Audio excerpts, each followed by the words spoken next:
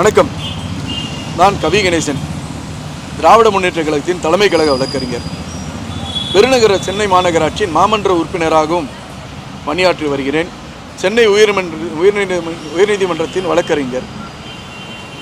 இன்று சென்னை மாநகராட்சியின் காவல் ஆணையர் அவர்களுக்கு ஒரு புகார் அளித்துள்ளோம்.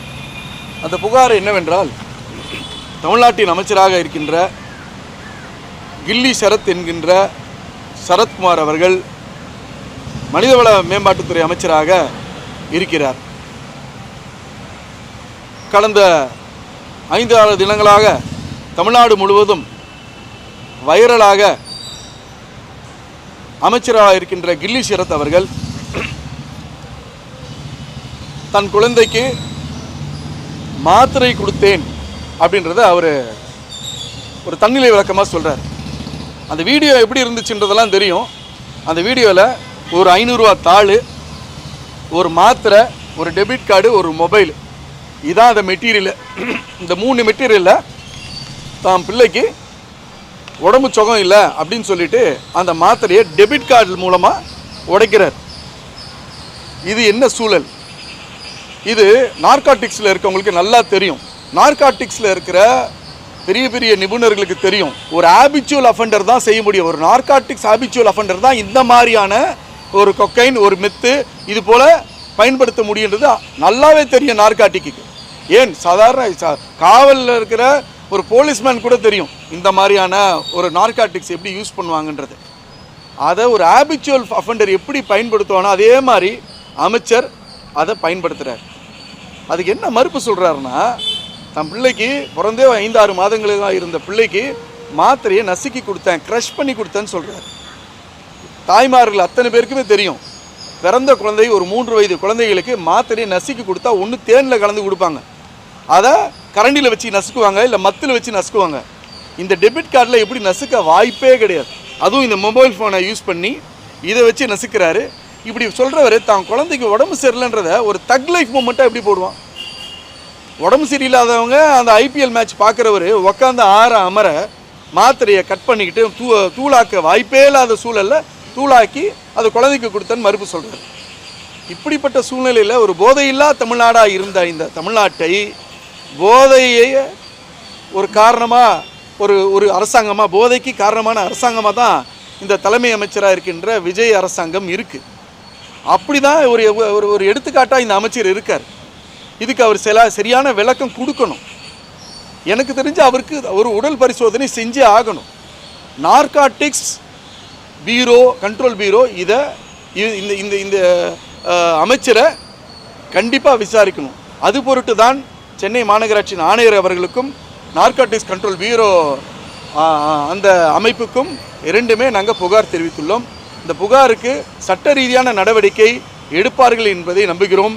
இன்று தமிழ்நாடு முழுவதும் அனைத்து மாவட்டங்களிலும் மக்களுக்கு எடுத்துக்காட்டும் வகையிலும், தமிழ்நாட்டு அரசுக்கு எடுத்துக்காட்டும் வகையிலும் திராவிட முன்னேற்ற கழகம் ஜனநாயக முறைப்படி ஒரு மாபெரும் ஆர்ப்பாட்டத்தை மாவட்ட தலைநகரங்களில் இன்று நடத்திய ஆர்ப்பாட்டத்தில் கைது செய்யப்பட்டு இன்றும் காவலில் இருந்து கொண்டிருக்கின்றார்கள்.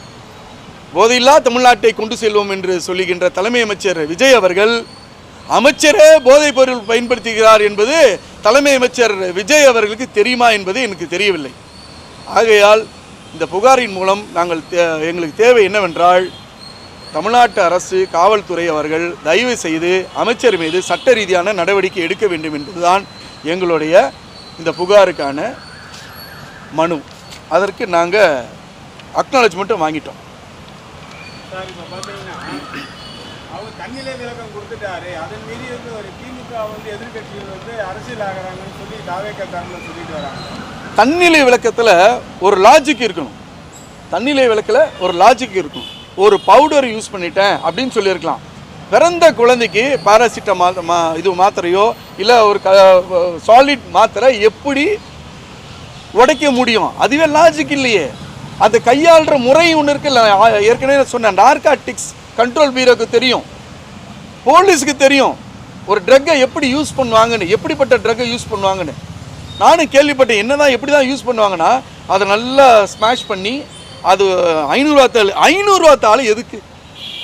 அது பண்ணி அதை உருட்டி உரிவாங்களாம். அதுக்காக தான் அது பயன்படுமா. அவர் சொல்லும்போது இந்த வார்த்தையை சொல்கிறார், குழந்தைக்கு உடம்பு சரியில்லை மாத்திரை போடுறவங்க தேனை குழச்சி போடுவாங்க, இல்லை தண்ணியில் கிணியில் அவ்வளோ கசக்கு மாத்திரை. வெறும் பவுடர் வடிவத்தில் தான் அது வந்து இருக்கும். வெறும் பவுடர் வடிவத்தில் தான் குழந்தைங்களுக்கு கூட 3 வயசு குழந்தைகள் வரைக்கும் மாத்திரையை கொடுக்க வாய்ப்பே இல்லை. நல்ல மருத்துவ தேர்ந்த மருத்துவர்களை கேட்டிங்கன்னா இதுக்கான பதிலும் கிடைக்கும்.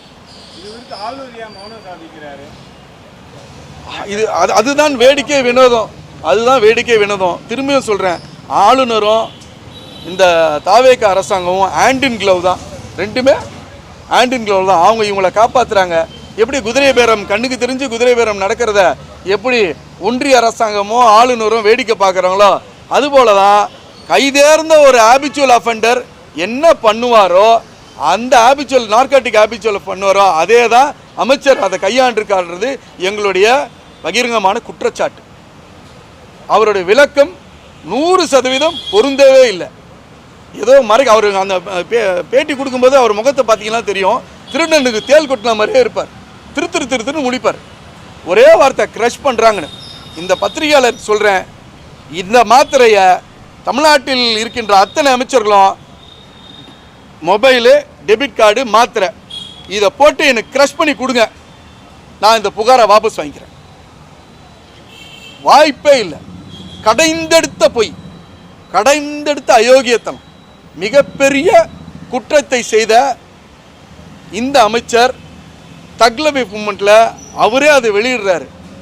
அவருடைய கடந்த கால இன்ஸ்டாகிராம்லலாம் எடுத்து பார்த்தோன்னா அவர் எப்படிப்பட்ட ஆட்டிடியூடில் இருக்காருன்று பார்க்குறதுக்கு ரொம்ப அச்சமாகவே இருக்குது.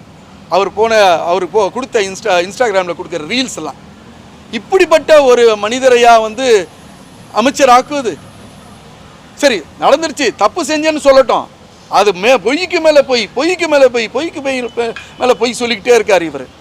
இந்த ஆட்சி இதை கண்டிப்பாக இந்த அமைச்சரை மீது நடவடிக்கை வேண்டும் என்பதுதான் திராவிட முன்னேற்ற கழகத்தின் கருத்தாக இருக்கின்றது.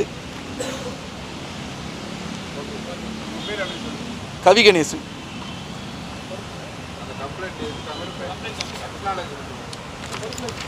தலைமை கழக வழக்கறிஞர், திராவிட முன்னேற்ற கழகம்.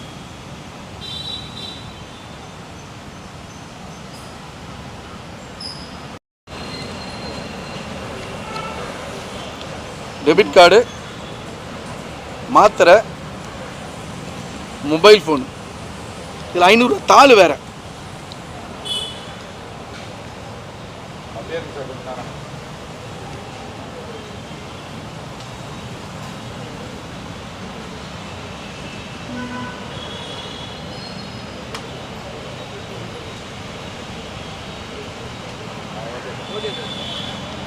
அவர் அமைச்சரவையிலிருந்து அகற்றப்பட வேண்டியது கட்டாயம்.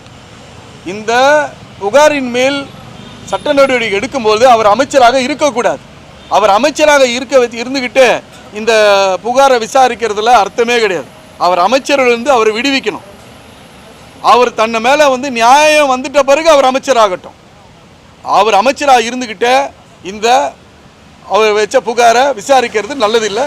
அதையும் உங்களுக்கு நான் தெரியப்படுத்த கடமைப்பட்டிருக்கேன். நன்றி.